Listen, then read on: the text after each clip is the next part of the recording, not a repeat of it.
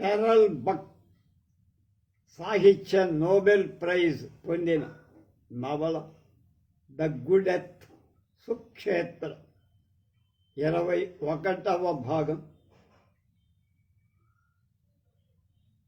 15/7/24 పుస్తకంలో 21 అధ్యాయంలో కూడా మనం ఉన్నాం సరిగ్గా.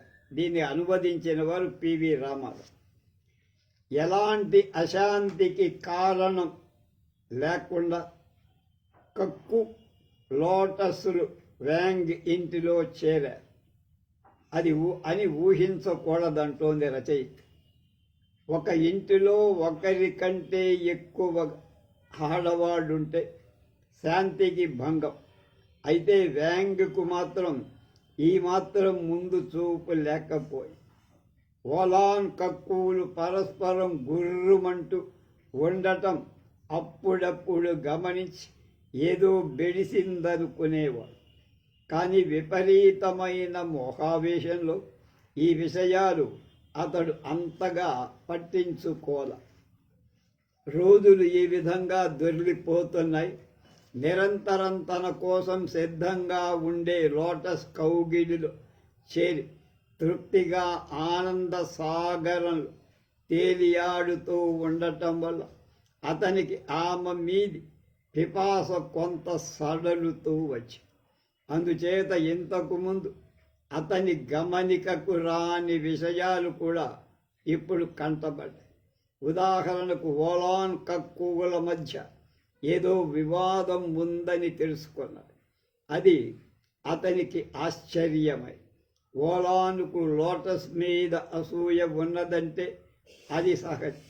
భర్త వేరొకతను తెచ్చుకుంటే ఉరి పోసుకో చచ్చేవాళ్ళు ఎప్పుడు ఏదో ఒక రగడ పెట్టుకొని గృహ జీవితాన్ని నరకప్రాయంగా చేసేవాళ్ళు ఉంటారని వ్యాంగ్ విన్నాడు. కానీ ఓలా నోరెత్తకుండా ఉంది. మాటలతోనైనా తన మీద ఎగిరి పట్టంలా. అంతవరకు నియమం అనుకొని అతడెంతో సంతోషించి, కానీ లోటస్ మీద లేని కోపాన్ని కక్కు మీద కుమ్మరించడం చూస్తే వ్యాంక్కి ఎందుకో ఆశ్చర్యం. ఈ విధంగా జరుగుతుందని వాడు అనుకోను. లోటస్ తనకెవ్వరూ ఈ లోకంలో దిక్కులేరని, అందువల్ల కక్కును మాత్రం తన పరిచారికగా ఉంచుకునేందుకు అనుమతించాల్సిందని కంటికి ఎదురుగా ఏడుస్తూ అడుగుతున్నప్పుడు వ్యాంగ్ ఆమె మాటలను కాదనలేక, ఆమె కనుకొనల్లో కన్నీరు కార్చినప్పుడు ఆమె కోరిందేది అతడు కాదనలేకపోయాడు.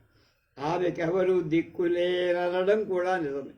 ఆమె తన ఇంటికి వచ్చినప్పుడు ఓలాన్ స్వాభావికంగా ఆమెను మాట్లాడించటం కానీ, ఆమె కావలసిన అవసరాలు అడ్డుకోవటం కానీ చేయదని, ఓలాన్ అలా చెయ్యదని వ్యాంగ్కు తెలుసు.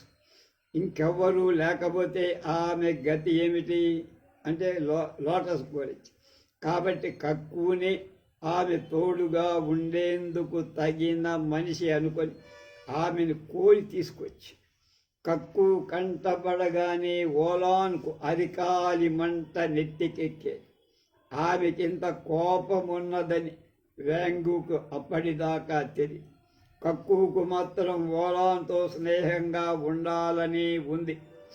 హాంగుల ఇంట్లో ఉన్నప్పుడు కక్కు యజమానుడి గదిలో, ఓలాన్ వంట ఇంట్లో పనిచేస్తూ ఉండేవాడు. ఈ విషయాలు ఆమె ఇంకా మరవల. ఇప్పుడు వ్యాంగ్ ఆమెకు జీతం ఇస్తున్నాడు. కాబట్టి ఓలాన్ కక్కు మొదటిసారిగా చూసినప్పుడు, ఏమమ్మా మళ్ళీ మనం ఒక ఇంట్లోనే ఉండే యోగం కలిగింది. నువ్వు పెద్ద భార్యవు, యజమానురాలివి, నా తల్లివి, ఎంత మార్పు వచ్చింది. ఈ మాటలు చెవినబడిన ఓలాన్ వినిపించుకోకుండా సంకలోని నీటి కడవను లోపల గదిలో దించి కక్కు వైపు ఊరికే చూసి, కానీ ఆమె పూర్వ చరిత్ర జ్ఞాపకం రావటం చేత ఒళ్ళంతా జర్రుడు పాకినట్టే. అందువల్ల ఆమెకేమి బదులు చెప్పకుండానే అక్కడే కూర్చొని ఉన్న వాంగూను మాత్రం చూసి స్పష్టంగా, మన ఇంట్లో ఈ బానిస ఏం చేస్తూ ఉంది అని ప్రశ్నించి కక్కుని గురించి. వ్యాంగు ఈ ప్రశ్నకు దిక్కులు చూడాల్సి వచ్చి యజమానుడి హోదాతో గర్జిస్తూ, ఇది నా ఇల్లు, నా ఇష్టం, నేను చెప్పా, ఆవిడొచ్చింది కక్కు అన్నాడు. ఆమె వచ్చింది అడిగేందుకు నీవెవరు అని అనేవాడే, కానీ ఓలాన్ ఎదుట సిగ్గుతో మాట్లాడలేదు. కానీ డబ్బున్న ప్రతివాడు చేస్తున్న దానికంటే తానేం విడ్డూరమైన పని చేయలేదనే భావన కలిగినప్పుడు వాడి కోపం వస్తుంది. అయినా మాట్లాడాల. తన పొగగొట్టాన్ని వెతుక్కుంటూ ఓలాన్ వదల్లా. మళ్ళా అదే ప్రశ్న అడిగి వ్యాంగుకు జవాబు చెప్పక తప్పల. ఆ విషయంలో నీకేం పని అన్నారు. రోజుకు 20 మార్లు వంట ఇంట్లోకి వచ్చి ప్రభువు గారికి టీ, ప్రభువు గారికి భోజనం అంటూ గర్జించేది కక్కు. ఎప్పుడు ఏదో ఒక తొట్ట చూపడమే అంటే ఏదో ఒక లోపాన్ని చెప్పడమే తప్ప మెచ్చుకునేది కాదు. ఏదో వంక పేచి వేడిగా ఉందనో చల్లగా ఉందోనో రుచి లేదనో ఏదో ఇదే అలా కారిగా చూరుకున్న దాని నానుడు అదను ఇదను ఏదో ఒక నెపం పెట్టి ఎప్పుడు మిడిసిపడే. ఆమె ఇంత చెబుతున్నా అతడు మాత్రం మాట్లాడేవాడు కాదు. ఏమంటానికి అతని తోతను కూడా లేదు వ్యాంక్. అతడేమంటాడు వినదలిచి ఆమె కాచుకొనివ్వదు. కానీ అతడు బెల్లం కొట్టిన రాయిలా ఉండటం చూసి కన్నీటిని గొడ్డ కొనతో తుడుచుకుంటూ, నా ఇంటిలో ఈ స్థితి దుస్సహంగా ఉంది, పోదామంటే పుట్టినిల్లైనా లేదు అన్నది. అప్పటికి వాంగ్ పెదవి కదపదు. ఆమె అతని వైపు అతి దీనంగా చూస్తారు. ఆమె కళ్ళలో నీళ్లు తిరుగుతాయి. దారి కనిపించగా తారాడుతూ బయటికి వెళ్ళి ఓలాన్ పోతూ ఉండగా వాంగ్ చూశారు. ఆమె పోవటం అతనికి సంతోషం, కానీ సిగ్గు కోపం అతనిలో పొంగొస్తుంది. నిలకడలేని చిత్తంతో ఒంటరిగా ఉన్న ఎవరితోనూ పోట్లాడుతున్నట్లు గట్టిగా, అందరూ చేస్తుందే నేను చేస్తున్నా, ఇంకా నేనే నయం, ఆమె మీద దయగానైనా ఉన్నాను, నాకంటే అధ్వాన్నమైన వాళ్ళున్నారు, ఆమె అనుభవించి తీరాల్సిందే, ఓర్చుకొని ఇక్కడే ఉండాల్సిందే అన్నారు. ఓలాన్ అంతటితో వదల్ల. పొద్దున్నే లేచి వేడి నీళ్లు కాచి ముసలివాడికిచ్చి వ్యాంగుకు కూడా టీచి. ఇంతలో కక్కు వచ్చి హండాలో నీళ్లు లేనిది చూసింది. తన యజమానురాలికి నీళ్లు లేవు.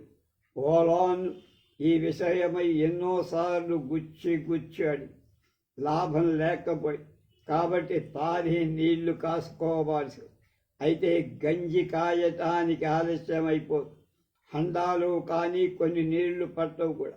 ఓలాన్ మాట్లాడకుండా వంట చేసుకుపోతాడు. కక్కు బిగ్గరగా, ఈ ఇంట్లో ఇన్ని నీళ్లకు కూడా నా యజమానురాలు మొగం వాచి పడుండాల్సిందేనా అని ఓలాన్ ఈ మాటలు వినిపించుకోవాలి. పొయ్యి కింద మంట లెగదేస్తూ తన పనిలో తాను నిమగ్నమై, కక్కు వెంటనే పోయి ఓలాన్ మీద వాంగుతో ఫిర్యాదు చేసి, వాంగుకు కోపం వచ్చి తన ప్రియురాలికి ఇలాంటి చిన్న అసౌకర్యాలతో మనసు చెడటం వాడికి ఇష్టం లేదు. ఓలాన్ దగ్గరకు పోయి, పొద్దుటి పూట ఇంకా ఇన్ని నీళ్లు హండాలో పోయరాదా అన్నాడు. ఓలాన్ ముఖం ధుమ్మలాడుతుంది. ఆమెనేమి ఇంటిలో కనీసం బానిసను కాను, నేనేమి ఇంట్లో బానిసను కానను. వ్యాంగుకు కోపంతో ఒళ్ళు తెలియదు. ఓలాన్ రెక్కపట్టి ఊబుతూ, ఇంకా తెలివి తక్కువగా మాట్లాడదు, బానిసకు కొరకు కాదు చెప్పేది, యజమానురాలి కొరకే తెలిసిందా అని గద్దించి అతని దౌర్జన్యానికి ఓర్చుకొని ఆమెకై కదా నా 2 ముత్యాలు నువ్విచ్చింది అన్నది.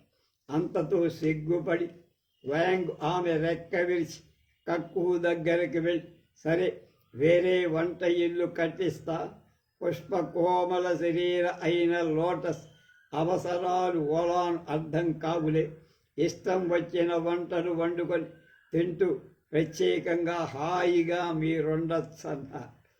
కూలి వాళ్ళని పిలిపించి కొత్తగా వంట ఇల్లు వేయించారు. ఇష్టం వచ్చిన వంటలు వండుకోవచ్చని వాంగలు. కాబట్టి కక్కు ఆనందానికి మేరలేదు.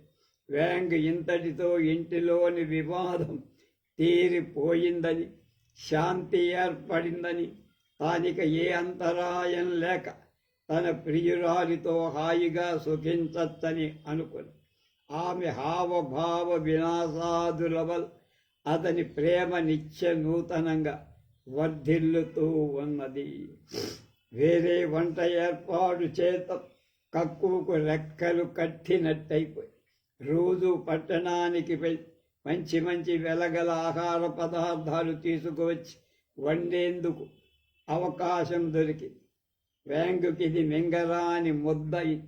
తానింతకు ముందెప్పుడూ చెవులతో కూడా విని ఉండని అపూర్వ పదార్థాలు తెచ్చి వండుతున్న. ఎంతో డబ్బు ఖర్చు అయిపోదు. తనకిష్టం లేకపోయినా కిమ్మని ఉండకుండాల్సింది ఊరుకోవాల్సి వస్తోంది. పల్లెత్తు మాట అంటే కక్కు మూతి ముడిచిస్తుంది. దాంతో లోటస్ మనసు చెడు. అందువల్ల లేని కల్లోలాల కారణమవుతుంది. ఈ కారణం చేత ఇష్టం ఉన్నా లేకపోయి అడిగినంత డబ్బు ఇవ్వక వాడికి తప్పల. రోజు రోజుకి వారి ఖర్చులు ఆకాశాన్ని అంటుతాయి. ఎవరితో చెప్పుకోవటానికి వీలు లేదు. అందువల్ల అతనికి లోటస్ మీద మమత క్రమక్రమంగా తగ్గటం మొదలైంది. అందువల్ల ఇంకొక సమస్య కూడా బయలుదేరి. అతని పినతల్లి మంచి భోజనం అంటే చెవి కోసుకొని ఆమె ఎప్పుడూ లోటస్తో ఉండి వారి తిండిలో పాల్గొనే. రాను రాను ఆమెకక్కడ మరీ స్వేచ్ఛ ఎక్కువైపోయింది. వ్యాంగ్కి ఇది బొత్తిగా నచ్చడం. లోటస్ ఆమెను దగ్గర చేరచ్చడం అతనికి చాలా ఇష్టంగా లేదు, కష్టంగా. ఈ ముగ్గురు కక్కు లోటస్ అతని పినతల్లి లోపల చేరి ఎప్పుడు గుసగుసలాడుతూ బాగా మెక్కుతూ ఉండే. లోటసుకు వాంగు పినతల్లి మీద ఎందుకో ఒక విధమైన అభిమానం ఏర్పడి ముగ్గురు ఏకమై కులాసాగా కబుర్లు చెప్పుకుంటూ కాలక్షేపం చేసేవారు. వ్యాంగ్కిది కంటగింపుగా ఉండే. అయితే అంత మాత్రం ఏం చెయ్యగలడు వాడు. ఒకసారి అతడు లోటస్సును లాలిస్తూ, ఇదిగో చూడు, ఆ ముసలిది మా పినతల్లి వట్టి మోసకత్తే, విశ్వాసపాత్రురాలు కాదు. పొద్దస్తమానం ఆమె నీ దగ్గరే ఉండటం నాకు ఇష్టం లేదు అన్న. లోటస్ మొగం తెప్పి పెదవి విరుస్తూ చికాకుతో, నువ్వు తప్ప ఈ ఇంట్లో నాకెవరున్నారు? స్నేహితులనే వాళ్లే లేరు. నేనెప్పుడు 10 మందిలో కులాసాగా ఉండటానికి అలవాటు పడిన దాన్ని. నీ ఇంట్లో నీ పెళ్ళాం పిల్లలు ఉన్నారు. పెళ్ళానికి నన్ను చూస్తేనే మంట. బొత్తిగా ఓర్చుకోలేదు. వీళ్ళందామా పిల్లలందామా, వాళ్లతో నాకు పేడగా ఉంది. ఇంకెవరున్నారు చెప్పు మరి అన్ని. లేకపోతే నేనెవరితో కాలం గడపను అన్న. ఆమె తనకున్న అస్త్రాన్ని వాడి మీద ప్రయోగం. ఆ రాత్రి అతన్ని దగ్గరికి రానివ్వరు. నేను నీ మీద ప్రేమ లేదు, ఉండటమే నిజమైతే నా సంతోషానికి అడ్డు రాలేవు అన్నది. వ్యాంగ్ కిందుడై లొంగిపోయి దీనంగా, నీ ఇష్టం వచ్చినట్లుండు, నేనేం అనందే అనిపోయా.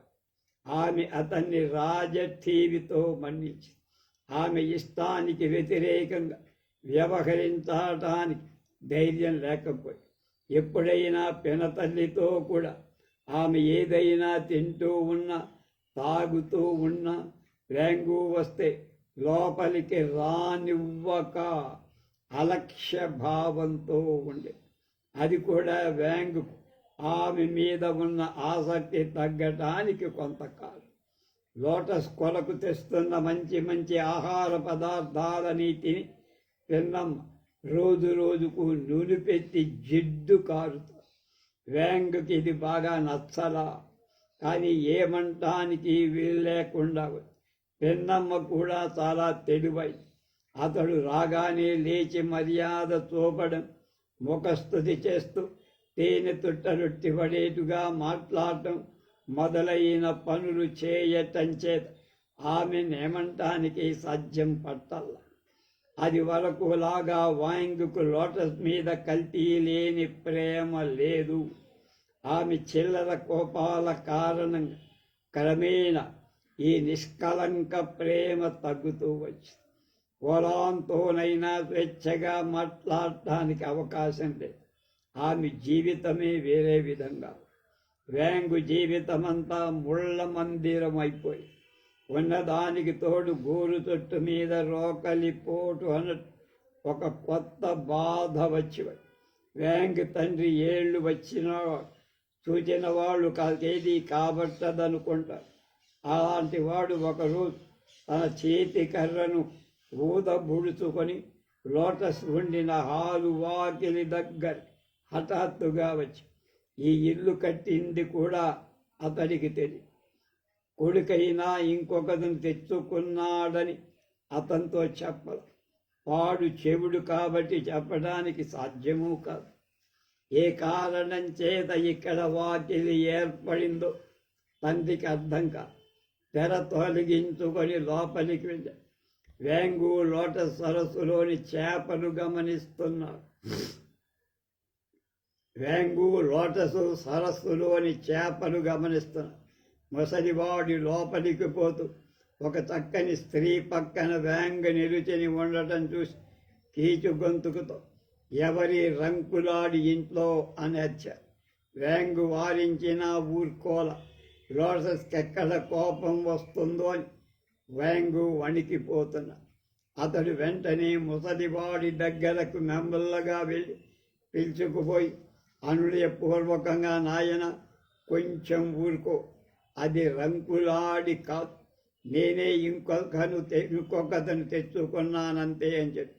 వ్యాంగ్ మాటలది వినపడ్డాయో లేవో కానీ ముసలివాడు మాత్రం గట్టిగా మాటికి ఇక్కడ ఒక రంకులాడి ఉన్నది అంటం ప్రారంభించి వ్యాంగు దగ్గరనే ఉండటం చూసి అతనితో, నాకొక్కతే భార్య ఉంటే మా నాయనకు అంతే, మేమే ఈ భవంతి అంతా సంపాదించామని మరికొంతసేపు ఊరకుండి ఇది రంకులాడే గాని వేరు కాదు అని అరిచాడు.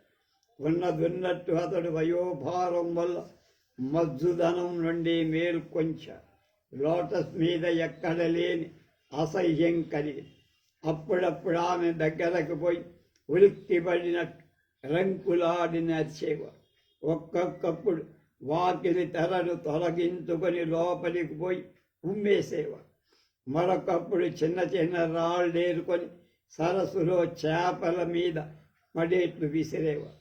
ఈ రకంగా అతడు తన కోపాన్ని తొంటరి పిల్లవాడిల అతి నీచ మార్గాలు వెళ్ళగక్కుతాయి. ఇది కూడా వాంగ్ గృహ జీవితంలో అలజడికి కారణం. తండ్రిని దండించటం సిగ్గుచేటు. లోటస్ ఎక్కడ కోపగించుకుంటుందో అని భయం. ఆమె కోపం ముక్కు మీదే. ఈ విషయం తెలుసు. తండ్రిని ఆమె జోలికి పోకుండా చేయటం కష్టమైంది. అందువల్ల కూడా లోటస్ అతనికి భారం అనిపించి ఒకనాడు లోపలి గదుల్లో ఏదో అరుపు వినపడి అది లోటస్ అరుపులా అని వెంటనే లోపలికి పోయి చూసి తన కవల బిడ్డలు తన పెద్ద కూతుర్ని లోపలికి పట్టుకుపోతున్నారు. పెద్ద పిల్లవాళ్ళిద్దరికి లోటస్ గురించి తెలుసు. ఆమె ఎందుకు అక్కడ ఉండేది, ఆమెకు తండ్రికి గల సంబంధం వాళ్ళకి తెలుసు. కానీ ఆ విషయాలు బహిరంగంగా అనుకోకుండా రహస్యంగా పరస్పరం చెప్పుకునేవారు. మిగిలిన నలుగురికి అది తెలియదు. వారికి ఎప్పుడు ఆమెని గురించిన ఆలోచన. వారు మాటి మాటికి ఆ గదిలోకి పోయి తొంగి చూడటంతో తృప్తి పడక ఏమీ తెలియని తమ పెద్దక్క కూడా ఆమెను చూపుదామని పట్టుకుపోతున్నారు. ఆ పిల్లల మీద పీడగా ఉన్నారని లోటస్ వాంగుతో ఎన్నోసార్లు ఇదివరలో ఫిర్యాదు చేసి ఎలా అయినా చేసిన వాళ్ళను ఒక గదిలో వేసి తాళం వేస్తే బాగుంటుందని కూడా సూచించింది. కానీ వ్యాంగ్కి అది నచ్చగా వాళ్ళ నాయనకు అందమైన మొగమంటే ఎంత అపేక్షో వాళ్లకు అంతే కదా అన్నారు. చీటికి మాటికి ఆమె గదిలోకి పోకుండా వాళ్ళకి నచ్చజెప్పడం మినహా అతడేం చెయ్యలేకపోయాడు. వాళ్ళు కూడా అతను లేనప్పుడు రహస్యంగా పోయేవాళ్ళు, కానీ ఉన్నప్పుడు వెళ్ళేవాళ్ళు. పెద్ద బిడ్డకు మాత్రం అవేం తెలియవు. ఎలాగో ఎండలో గోడ కానుకొని ఏదో గుడ్డ ముక్కను పట్టుకొని తనకు తానే ఆడుకుంటూ ఉంది. ఆ రోజు మగపిల్లలు పెద్దవాళ్ళు ఇద్దరు బడికి వెళ్ళారు. చిన్నవాళ్లకు తమ పెద్దక్కకు లోటసును తోపుదామన్న కుతూహలం ఎక్కువ. పట్టుకొని తీసుకొచ్చి ఆ పాపకు లోటస్ చీరా నగలు చూసి ఏదో ఆనందమే. ఆమె గుడ్డలను పట్టుకోవడానికి చేతులు చాచింది. గట్టిగా అర్థం లేని నవ్వుతూ నవ్వింది. లోటస్కు భయమెత్తి కేవ్వున కేక. ఆ కేక విని వాగ్గు లోపలికి వచ్చి కోపంతో లోటస్ శరీరం ఆద్యంతం వణుకుతో వ్రేలితో భయపట్టుతూ ఆమె నా దగ్గరికి వచ్చిందంటే ఈ ఇంట్లో నేను ఉండను. ఇలా పనికి మారిన వెధవలందరూ ఉన్నారని మొదటే తెలిసి ఉంటే నేను ఈ ఇంట్లోకి అడుగుపెట్టి ఉండను. ఎక్కడో రోత పిల్లలు అని చేదరించుకుని దగ్గరగా నిల్చున్న పిల్లవాడి రెక్కబట్టి ఈడ్చేసి వ్యాంగుకు పిల్లలంటే అమిత ప్రేమ. ఆమె మాటలు వింటూనే అతని ఒళ్ళు మండిపోయి వెంటనే ఇలా అన్నాడు, నా పిల్లలు ఎవరైనా పల్లెత్తు మాట అంటే నేను ఓర్చుకోలేను.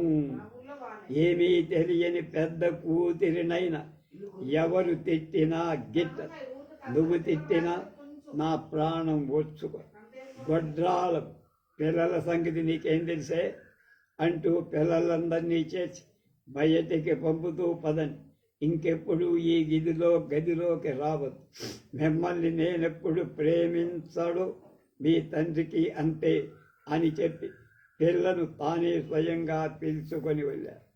లోటస్ తన ఎదుటనే పిల్లలు, ముఖ్యంగా తన పెద్ద పాపను తిట్టడం అతనికి ఎంతో కష్టంగా. కాబట్టి 2 రోజులు లోటస్ వైపు తిరిగి పిల్లలతోనే కాలక్షేపం చేసి ఆ పెద్ద పిల్ల మిఠాయికి కొనిచ్చారు. ఆమె ఎంతో ఆప్యాయంగా తింటూ ఉంటే చూసి ఆనందించి 3వ రోజు లోటస్ దగ్గరికి వెళ్ళారు. ఒకరితో ఒకరు మాట్లాడాల. ఆమె అతన్ని సంతోష పెట్టాలని ఎంతో ప్రత్యేక శ్రద్ధ తీసుకు అతని గదిలోకి వచ్చేటప్పుడు లోటస్ అతని పినతల్లితో కూడా టీ తాగుతాడు. వెంటనే లోటస్ నిల్చొని ఆమెతో, ఇదిగో యజమానుడు నా కోసం వచ్చాడు, అతనికి అనుగుణ్యంగా నడుచుకోవడమే నాకు ఆనందం అంటూ ఆమె వెళ్ళిపోయే వరకు అలాగే నిలుస్తున్నది. ఆమె వెళ్ళగానే అతని వద్దకు పోయి చేతులు వంచుకొని ముద్దు పెట్టు.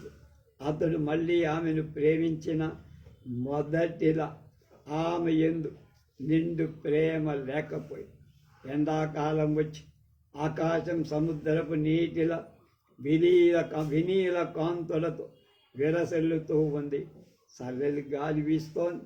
వ్యాంగు ఒకనాడు నిద్ర లేచి వాకిట్లో నిలుచొని తన పొలాల వైపు దృష్టి పెట్టి భూమి మీద నీరంతా ఇంకిపోయి నేల ఎండ కాగుతూ అతని అంతరంగంలో ఏదో ఆకాంక్ష, ప్రేమ కంటే అతీతమై ఆ భూమిని చూసినప్పుడు భయం.